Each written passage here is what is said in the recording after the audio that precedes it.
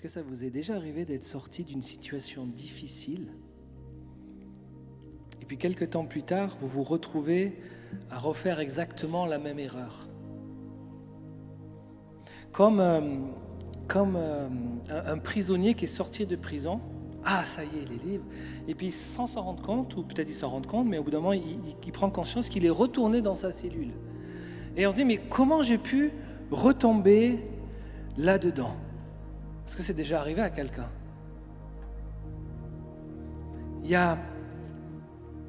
C'est arrivé à l'apôtre Paul. En fait, c'est plutôt arrivé aux chrétiens qu'il a formés, les chrétiens de Galatie. Et j'aimerais qu'on puisse ce matin s'accrocher au cœur de l'apôtre qui manifeste le caractère de Jésus, pour comprendre ce qui se passe quand il voit des chrétiens, alors qu'ils ont reçu, qu'ils ont rencontré Christ, et qu'il les voit petit à petit retourner vers quelque chose dont lui sait très bien que ce n'est pas bon pour eux. Et il y a un cri du cœur de l'apôtre Paul quand il écrit cette lettre aux chrétiens de Galatie. Il y a même une incompréhension, il y a même une souffrance de voir des personnes engagées avec Christ, qui ont connu Christ, qui ont été connues même de Dieu, il dira, et de les voir petit à petit s'éloigner, eux-mêmes sans s'en rendre compte, mais lui, de loin, le remarque. Et j'aimerais qu'on puisse s'attarder sur ça, comprendre ce cœur qui représente le cœur de Dieu, et comprendre aussi peut-être ensemble, qu'est-ce qui fait qu'alors que j'étais en marche avec le Seigneur, je me retrouve à m'éloigner. Je me retrouve à revenir en prison. Je me retrouve à me replacer moi-même alors que j'étais libre sous le joug de l'esclavage. Vous étiez libre, il dit, pourquoi voulez-vous redevenir esclave? Alors nous allons lire dans Galates chapitre 4, verset 8.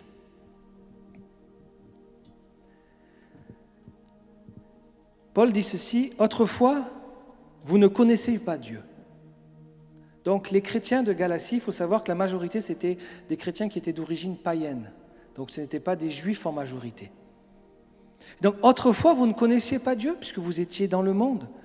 Vous serviez des dieux, qui par nature ne le sont pas. Mais maintenant, après avoir connu Dieu, et surtout, et là il insiste, et j'aimerais qu'on s'attarde sur cette parole, surtout après avoir été connu de Dieu. Donc, l'apôtre Paul fait une différence entre connaître Dieu et être connu de Dieu. Comment retournez-vous à ces faibles et pauvres principes élémentaires auxquels vous voulez à nouveau vous asservir? Et là, il explique ce qu'ils font. Vous observez les jours, les mois, les temps et les années. Je crains d'avoir inutilement pris de la peine pour vous. Et il dira un peu plus loin qu'il souffre de nouveau les douleurs de l'enfantement. Paul s'adresse aux chrétiens de l'Église qu'il a fondée lors de son premier voyage missionnaire dans le sud de la Galatie. Et pour Paul, il le dit souvent, il le dit pour Timothée, c'est un enfantement d'amener quelqu'un à la foi. C'est douloureux.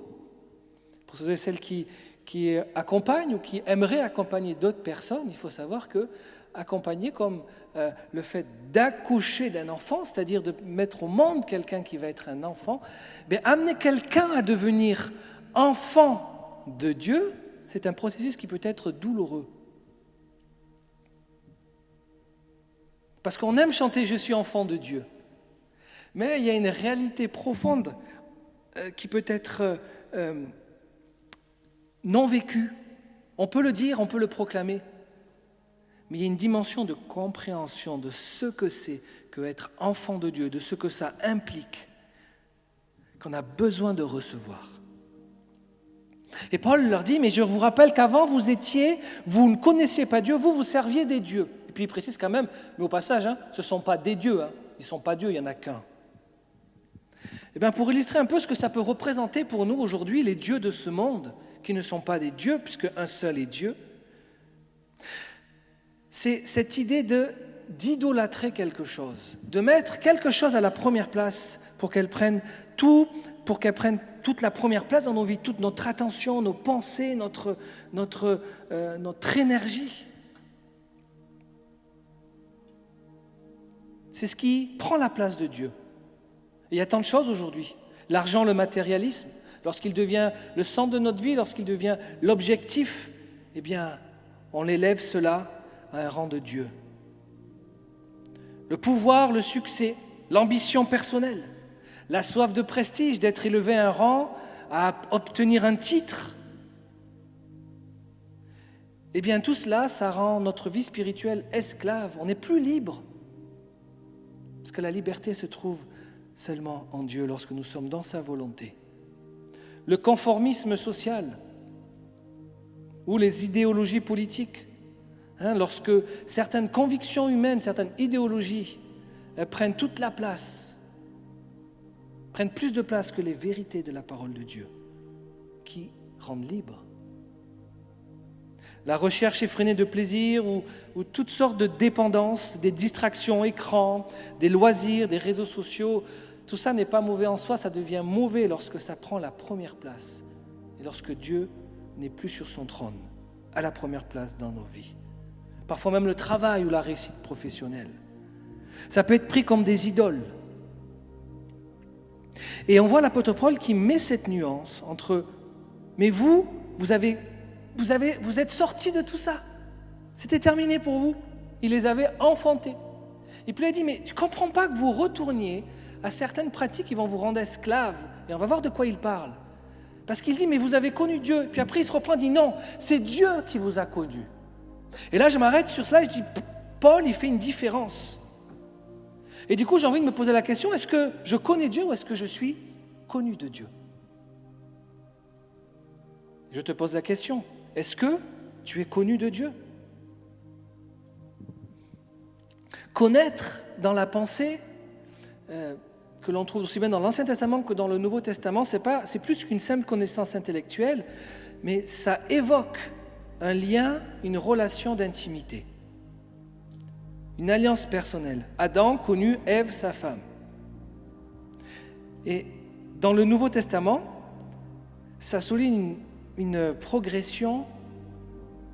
C'est pas statique, c'est pas juste je connais puis c'est bon. Comme je sais que 1 plus 1 ça fait 2, c'est bon. Non, c'est l'idée d'une connaissance qui avance, progressive, relationnelle, qui s'approfondit. Et Paul met en lumière une distinction capitale. Ce n'est pas seulement notre connaissance active, mais le fait que Dieu nous connaît.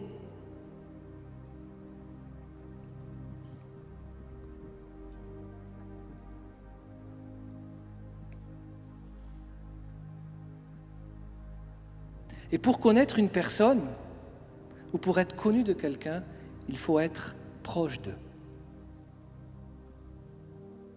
Vous pouvez dire, oh, je connais Nathanaël, je le vois tous les dimanches, il prêche, des fois je le vois, j'ai vu sa famille. Mais vous ne pouvez pas dire, Nathanaël me connaît, si on n'a pas eu d'échange, si on n'échange pas, si on ne passe pas du temps ensemble, si on ne prie pas ensemble. Vous ne pouvez pas dire ça.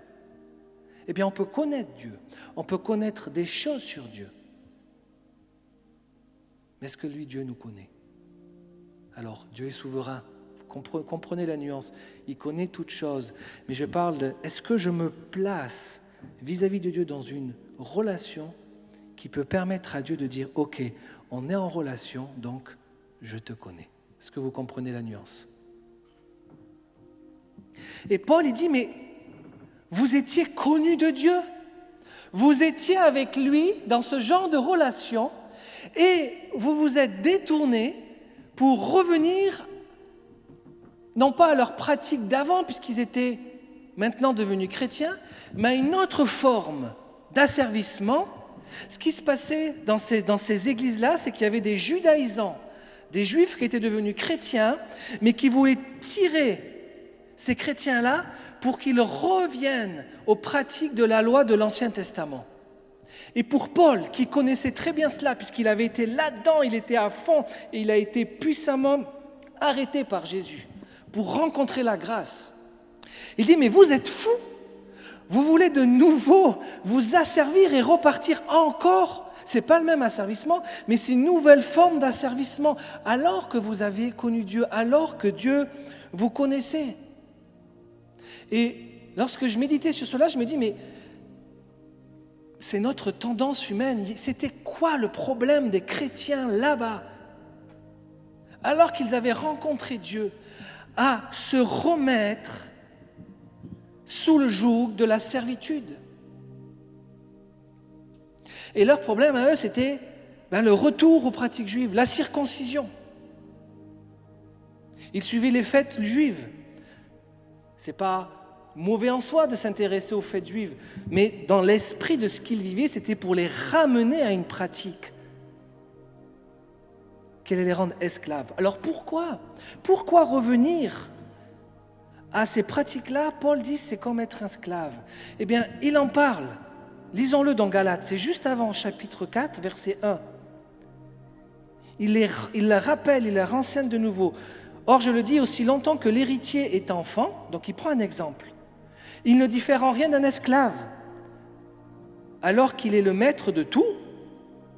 Potentiellement, cet enfant va devenir le maître. Et bien, pendant qu'il est encore dans cette position d'enfant, il ne diffère pas d'un esclave. Il n'est en rien le maître. Il est soumis à des tuteurs et des administrateurs jusqu'au temps marqué par le Père. Et donc, l'apôtre Paul prend cet exemple pour faire un parallèle avec la loi de l'Ancien Testament, l'Ancienne Alliance, et la Nouvelle Alliance en Christ Jésus, qui nous apporte la liberté. Nous aussi, lorsque nous étions enfants, nous étions asservis aux principes élémentaires du monde. Donc, c'est tous ces principes de servitude.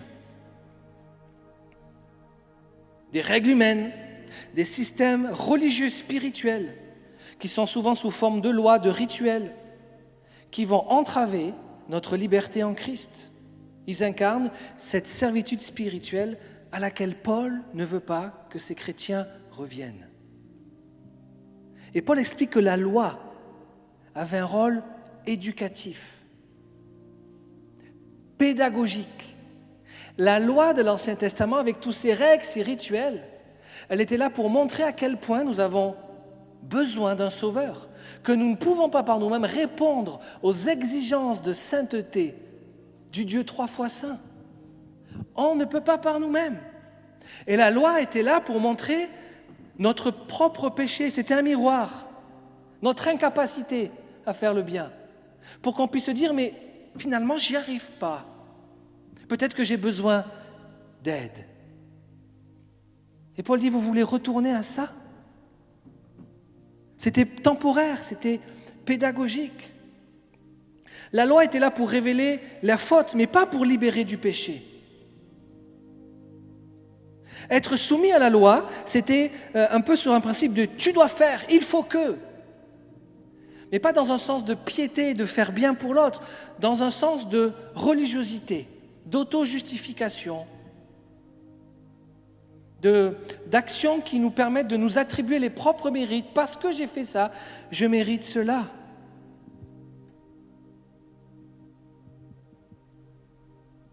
Et il dit, nous aussi, lorsque nous étions enfants, nous étions esclaves des principes élémentaires du monde.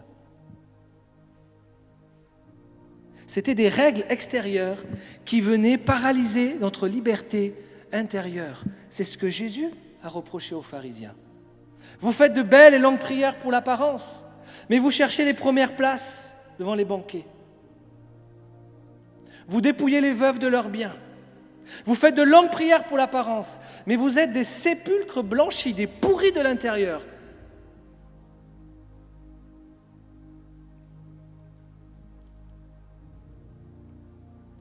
Et il explique que l'on doit devenir, en fait, cette grâce que Jésus a faite, nous fait passer de esclaves à enfants de Dieu. Mes enfants me connaissent, je connais mes enfants, parce qu'on habite ensemble, parce qu'ils sont mes enfants, parce que je suis leur père.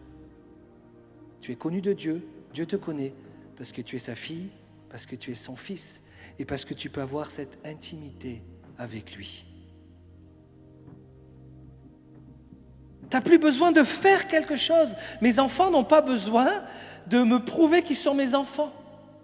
Ils n'ont pas besoin de faire quelque chose de bien pour que je leur donne à manger, pour que je leur achète des vêtements, pour qu'on leur fasse du sport. Et ils ne se posent même pas la question. Et nous faisons parfois cela avec Dieu. Nous faisons par nous-mêmes pour mériter notre place d'enfant. Nous voulons nous justifier par nos propres œuvres pour justifier de bénédictions et d'héritages que Dieu nous donne. Alors, dès qu'on n'a pas notre mentalité d'enfant, comme celle d'un enfant dans notre maison qui ne s'inquiète pas de ce qu'il va manger, de ce qu'il va boire, de comment il va être habillé, eh bien, on peut glisser et on peut avoir tendance à revenir vers une forme d'esclavagiste qui ne nous rend pas libres. Et de nouveau, on regarde notre vie et on dit « mais je suis encore bloqué là, je suis encore dans cette prison, c'est comme si je n'ai pas réussi à avancer avec le Seigneur. » Or, devenir enfant de Dieu, c'est une grâce. C'est pour ça que Dieu dit « c'est moi qui vous ai connu, ça vient de moi. »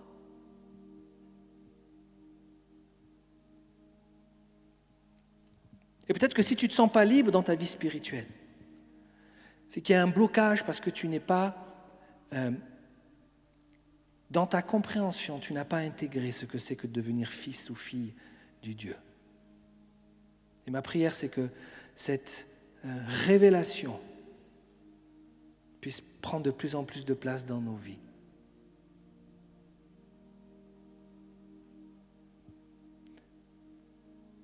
Devenir enfant de Dieu et ainsi être héritier de tout ce qu'il a pour nous. Être libre, c'est permettre à Dieu d'opérer une transformation intérieure qui nous libère de ces éléments de ce monde dont j'ai parlé et qui conduisent à une nouvelle liberté.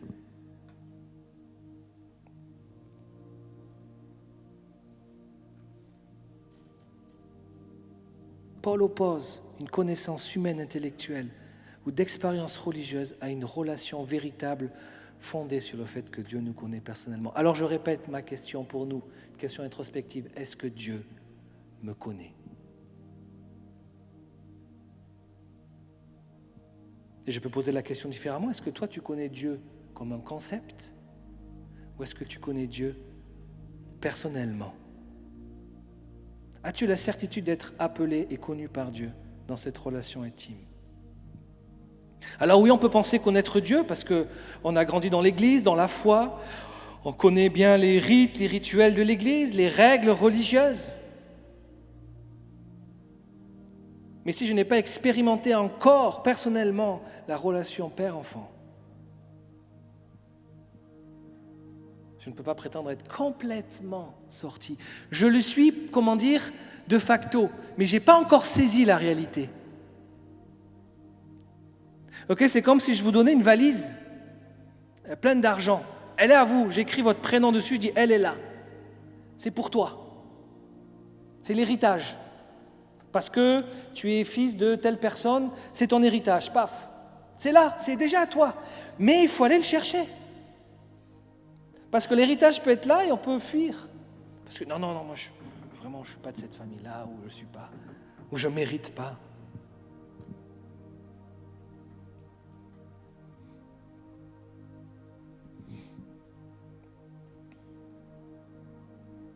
Est-ce que tu connais Dieu dans le sens où tu es dans une relation qui permet la rencontre?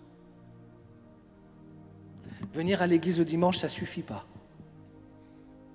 C'est très important parce qu'on est encouragé, parce qu'on a besoin des frères et sœurs lors des coups de mou, donc il faut se discipliner. C'est bon, Dieu a voulu l'église pour notre édification. Et puis tu viens à l'église parce que tu es là aussi pour guérir, et ensuite pour comprendre les dons que Dieu t'a donnés et pour qu'on en soit tous au bénéfice. Mais ce n'est pas suffisant. Ça, là, ce qu'on vit là, ça doit être la cerise sur le gâteau. On vient parce qu'on a passé du temps avec Dieu dans la semaine. Hein. On peut arriver aussi fatigué, mais ce n'est pas le centre. Le centre, c'est ma relation avec Dieu. Donc oui, si je viens à l'église chaque dimanche, c'est super. Continue. Mais sache que ça ne suffit pas pour être connu de Dieu. Toi, dans ton temps personnel. Et je me suis posé la question, comment est-ce qu'on peut revenir dans la cage, dans la prison, si facilement? Pourquoi est-ce qu'on peut se laisser si facilement séduire? C'est parce que c'est ce qui s'est passé pour eux. Alors voici quelques éléments de réponse que je vous soumets. Une influence extérieure. C'est ce qui s'est passé pour eux. Des enseignants judaïsants qui voulaient donc les ramener à ces pratiques religieuses qui impliquent le faire, l'apparence et non la transformation du cœur.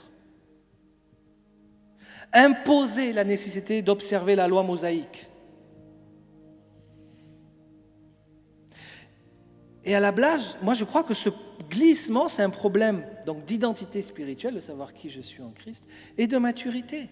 Au lieu de vivre en enfant de Dieu dans la liberté que cela procure, ils se sont laissés abuser par des prescriptions externes, extérieures.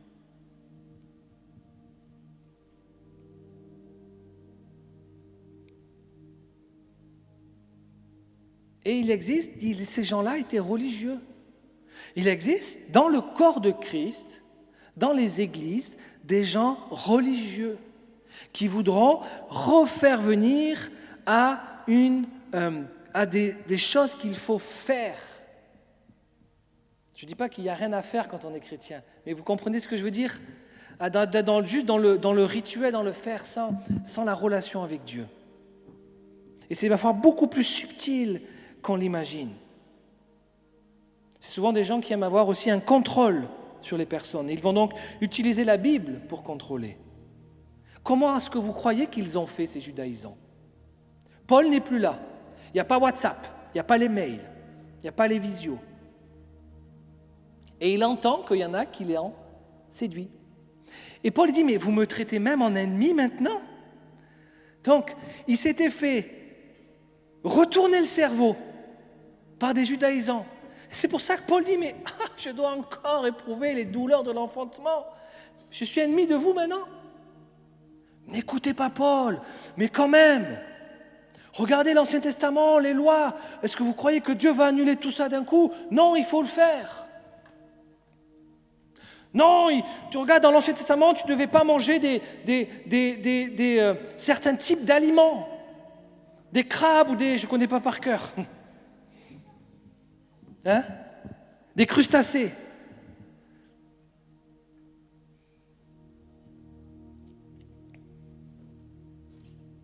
Paul qui leur avait donné un enseignement pour les rendre libres, ils se sont laissés séduire.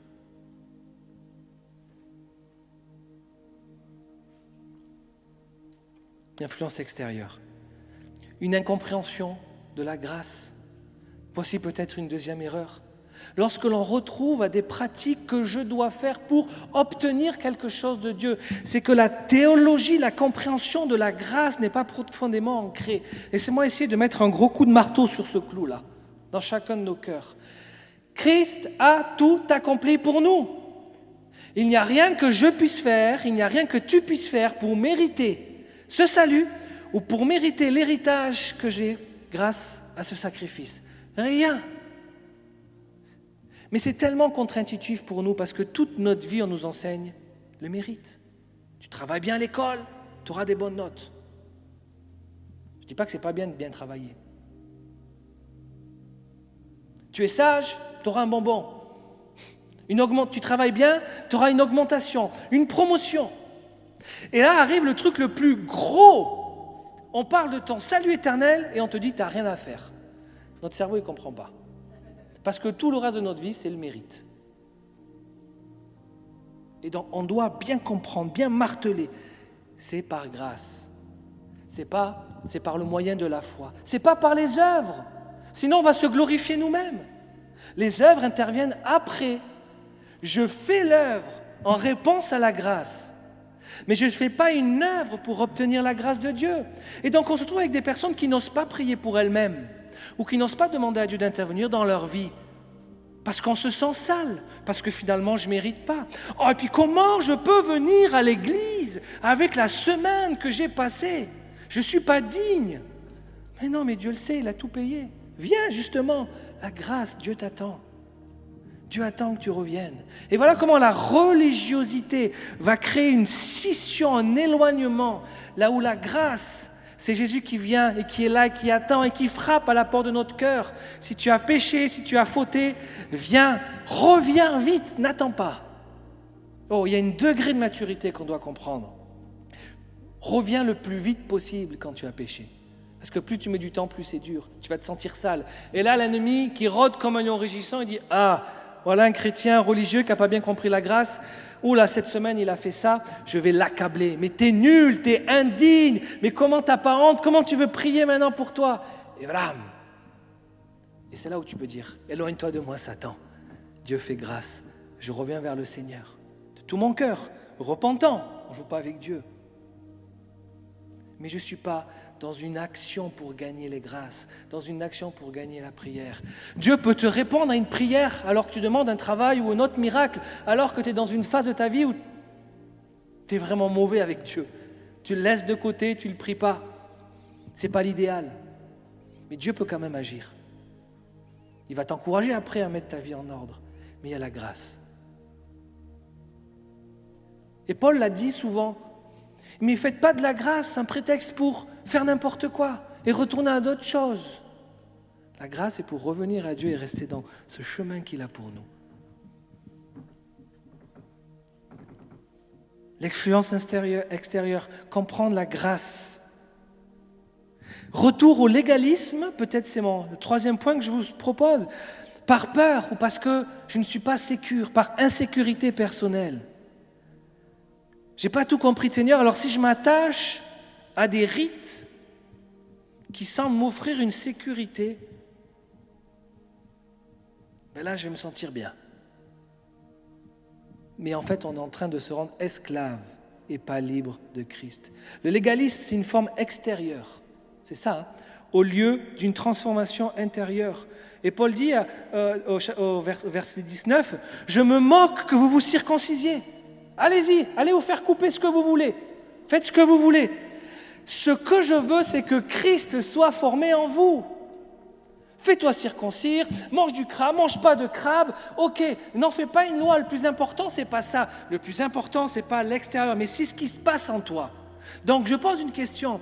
Es-tu connu de Dieu? Et à quelle mesure tu laisses Christ se former à toi? Dans quelle mesure tu laisses Jésus te transformer? Le Saint-Esprit pour ressembler de plus en plus à Jésus. Là, tu sais que tu es sur le bon chemin. C'est-à-dire que tu ne viens pas à l'église pour faire, pour paraître.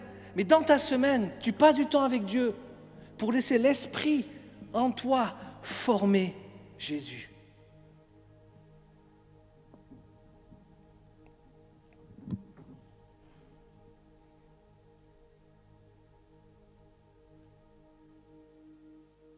Je ne m'occupe pas de votre apparence extérieure, dit Paul. Ce qui m'intéresse, c'est à l'intérieur de toi. Quelle place a Jésus?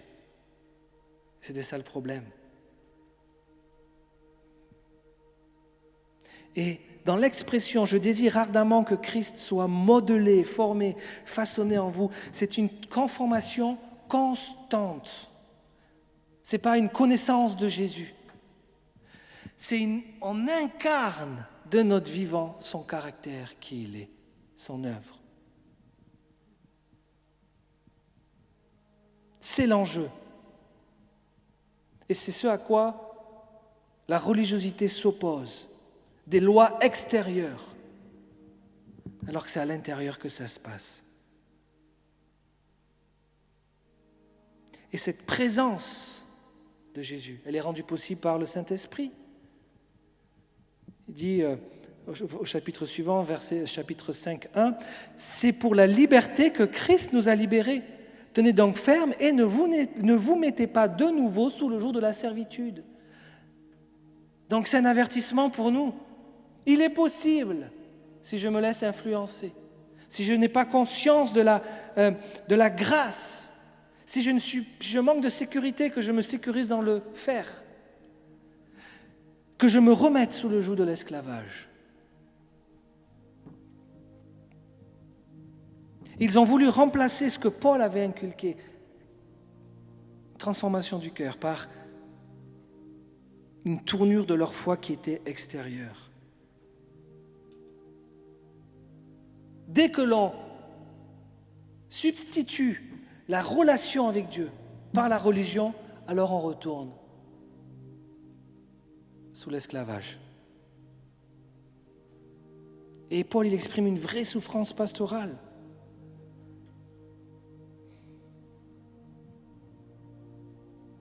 Est-ce que Christ est en train d'être modelé en moi? Qu'est-ce que Dieu est en train de travailler dans ta vie pour que tu puisses lui ressembler un peu plus? Si tu as quelque chose qui vient en tête, super. Accroche-toi à ça. C'est le Saint-Esprit qui travaille. Tu te dis, ok Saint-Esprit, je me mets en collaboration, je comprends ce que tu es en train de faire, on y va. Si tu ne sais pas, il est urgent que tu ailles demander à Dieu. Parce que c'est ce qu'il souhaite faire, que Christ soit formé en toi. Alors à quoi ressemble de nos jours cette servitude spirituelle? Puisqu'on ne va pas retourner aux pratiques de l'Ancien Testament. Mais quelques exemples. Une obsession par exemple pour les règles religieuses extérieures. Vivre notre foi comme une série d'obligations à remplir. Prière, jeûne telle fréquence, éviter tel aliment, parler de telle manière. Bien sûr qu'il faut prier, bien sûr que le jeûne est important. Mais dans quelle attitude je suis? Est-ce que je le fais pour rentrer en relation avec Dieu? Ou est-ce que je le fais parce qu'il faut le faire, Est-ce que je le fais par amour pour Dieu? Est-ce que je jeûne pour dire ça y est, j'ai jeûné? Ça sert à quoi en fait? Est-ce que tu jeûnes pour passer un temps et te rapprocher de lui? Écarter les choses plus secondaires, même la nourriture du corps, pour dire c'est plus important pour moi que ça et je me rapproche de toi. Paul, il ne critique pas la piété. Dans 2 Timothée 3,5, il dit « Ils auront l'apparence de la piété, mais ils en renieront ce qui fait la force. » Voilà, une obsession pour le paraître. Faire les choses pour être en règle, plutôt que par amour. Et Dieu cherche l'obéissance du cœur, plutôt que la checklist de tout ce que je dois faire en tant que chrétien. Tac, tac, tac, tac. Parce que ça, ultimement, quand je me rapproche de Dieu, le Saint-Esprit me parle chaque jour pour me diriger. J'apprends à marcher par l'Esprit.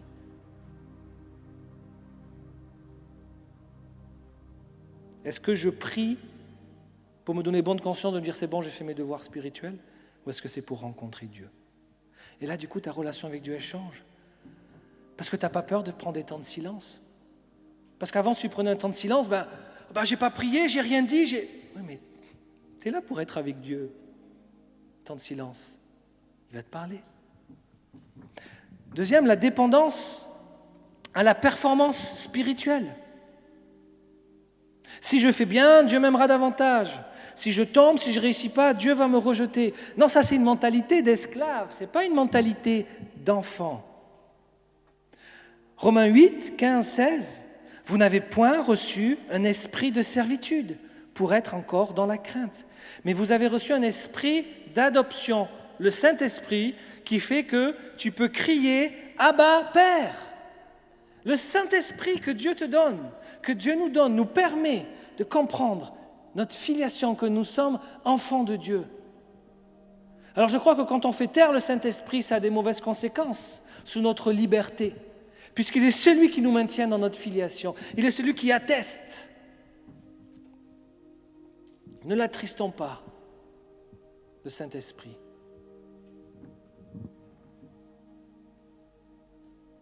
Suis-je en train de servir Dieu pour qu'il m'aime, ou est-ce que j'ai conscience que je suis déjà aimé? Et donc, je le sers dans cet amour. Ta valeur ne dépend pas de ce que tu fais. Dieu ne va pas t'aimer plus en fonction de ce que tu fais. Ça ne dépend pas de tes œuvres. Le conformisme culturel ou idéologique, on se laisse emprisonner par les opinions dominantes.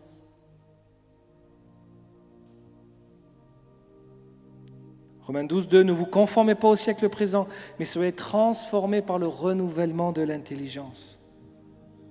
Pour plaire à la société, pour plaire aux voisins, pour plaire aux médias, on va dire ce qu'il faut dire ou ce qu'ils ont envie d'entendre. Mais quand Christ est formé en nous, il y a quelque chose en nous qui dit, ok, j'ai bien compris comment marche le monde, j'ai bien compris cette idéologie. Moi, je ne peux pas. Je représente papa. Je suis dans son équipe. À qui est-ce que je cherche de plus à plaire? Aux hommes ou à Dieu? Est-ce que je filtre mes convictions pour rester acceptable? Ou est-ce que je suis libre de mes convictions? Toutes sortes d'addictions, d'habitudes toxiques, d'attachements émotionnels.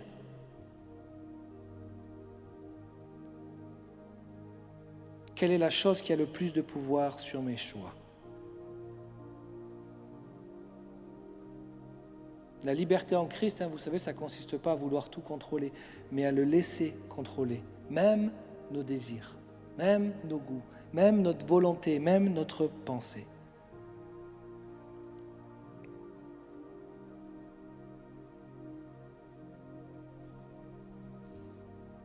Et l'insécurité spirituelle, j'en ai parlé, mais je le rappelle ici. Est-ce que je vis comme quelqu'un qui doit encore prouver qu'il est sauvé?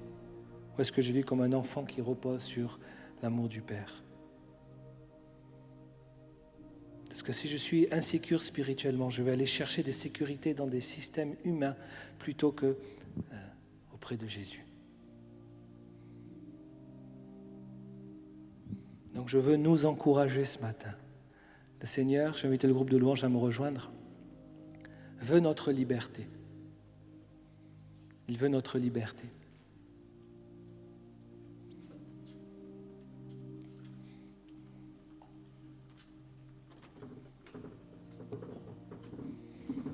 Est-ce qu'on peut se lever pour prier?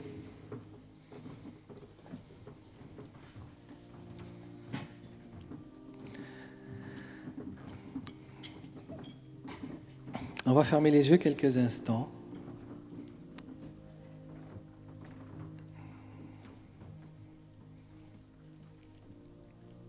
On va se mettre à l'écoute de Dieu, de son esprit, quelques instants.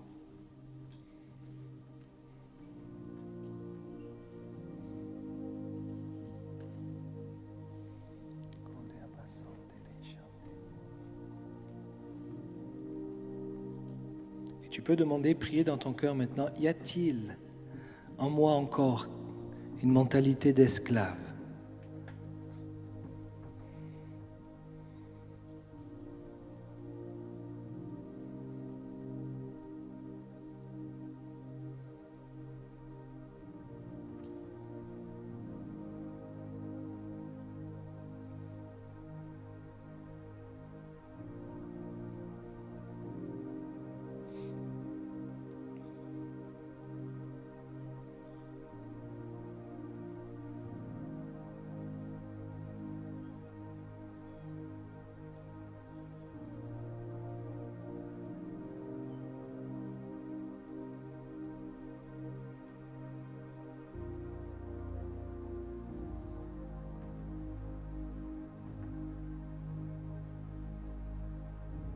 Fils prodigue, vous connaissez cette parabole, il y avait un frère qui est resté auprès du Père et il ne connaissait pas le Père.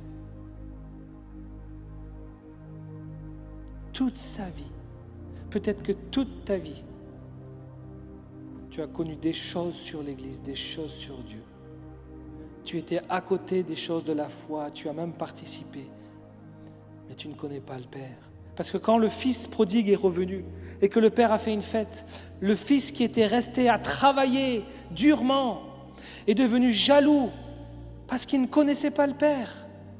Il faisait pour plaire, il faisait pour je ne sais quelle autre raison, mais il n'était pas rentré dans la relation intime de fils à père.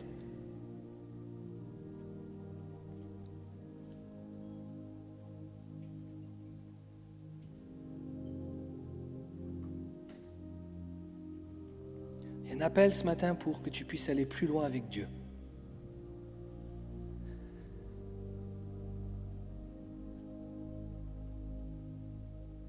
Et c'est ce qu'on aime faire à cieux ouverts.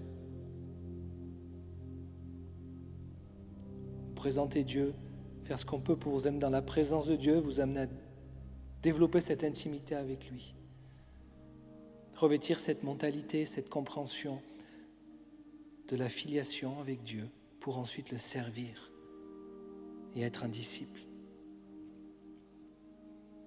Alors je vais faire un appel, ce sera tout simple.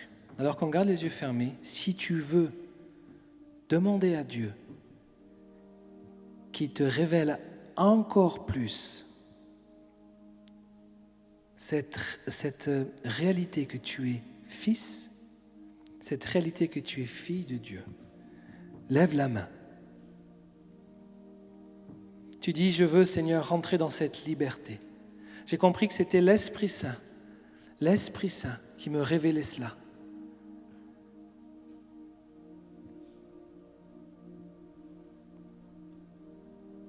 Si tu veux marcher dans la liberté, ne plus sans cesse retourner vers des pratiques qui t'enchaînent et qui te bloquent, mais être libre, lève la main en disant, Seigneur, moi je veux comprendre ma filiation avec toi. Saint-Esprit, nous voici devant toi. Toi, l'Esprit en nous qui nous fait crier Abba Père. Vois les mains levées, vois nos mains levées. Nous qui souhaitons grandir, nous qui souhaitons maturer dans notre relation avec toi. Comprendre d'où nous venons, comprendre qui est Papa du ciel, comprendre notre héritage. Fais-nous grâce, libère-nous des insécurités. Libère-nous des influences des hommes ou des femmes qui voudraient nous remettre dans des rites. Libère-nous de toute forme d'esclavage et rends-nous libres de te servir dans le nom de Jésus. Amen. Et je prie que dans les jours à venir, les semaines à venir, tu as vu, Seigneur, ceux qui ont levé la main, tu puisses faire monter en nous cette conscience que nous sommes appelés tes filles, que nous sommes appelés tes fils et que tu nous aimes, que tu as déjà tout accompli. Amen.